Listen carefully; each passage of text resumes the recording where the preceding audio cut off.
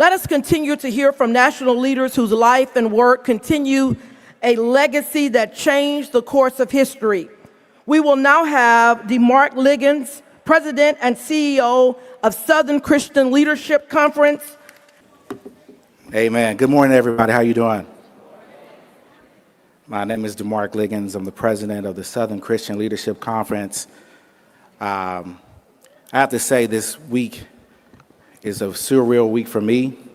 I think it's fitting that I'm speaking right now after we just gave tribute to Reverend Jackson, because this morning I really can't get through remarks without reflections on Dr. Bernard Lafayette Jr. We just lost our chairman, and he just meant so much to so many of us. And we are here in Selma, and I would be remiss if I didn't put it on your mind to think about why he was an icon.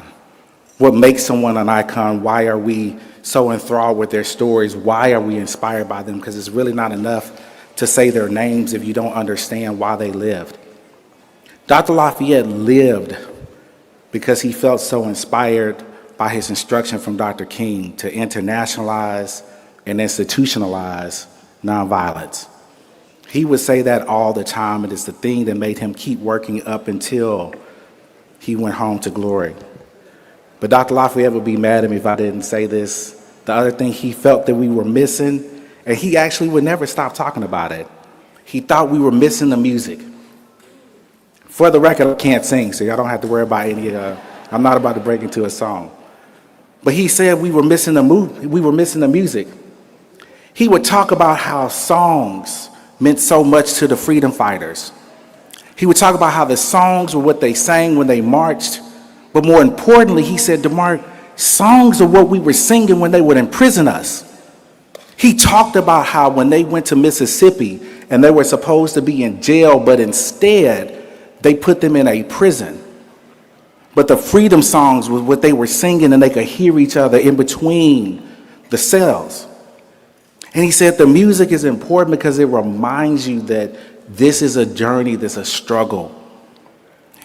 This work is not an instantaneous movement.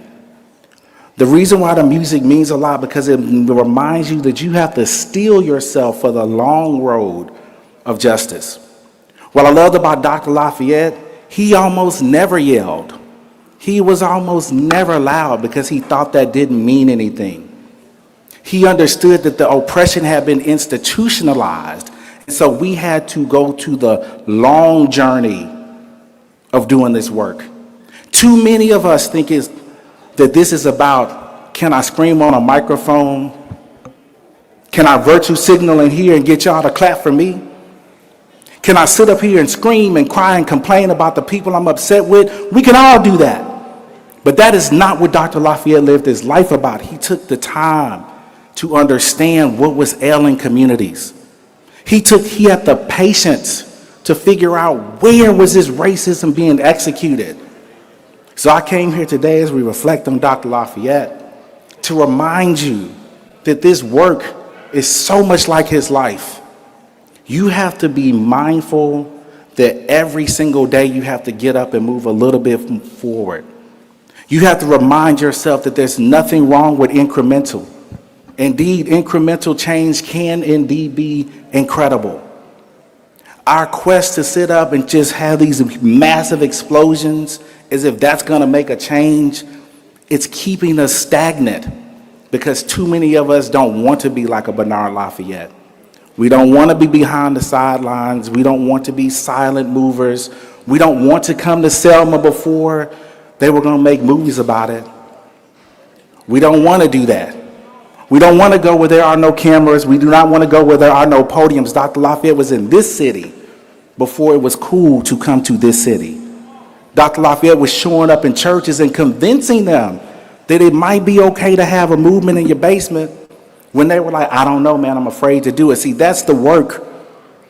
That is the work. And as you guys are here today in Selma, feel free to clap and celebrate. But if you don't get up and do some work for this movement, it's all for naught. It is all for naught.